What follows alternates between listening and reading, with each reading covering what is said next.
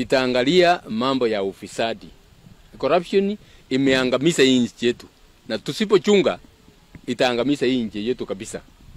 Hiyo nitaangalia, and I will face corruption head on. Trust me, I will face it head on. Na mwishowe nataka kuhakikishia Wakenya hivi. Tafadhali muniamini na mali yenu. Sitawaibia, sitakubali familia yangu iibe kutoka kwa serikali, sitakubali marafiki zangu waibe mali ya serikali, sitakubali wala ambao tutafanya kazi na wao waibe mali ya serikali. Pesa na mali ya serikali ichungwe, itumike kwa njia ile ambayo inatakikana.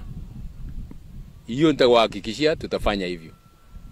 Mungu awabariki sana. Tuendelee 2027.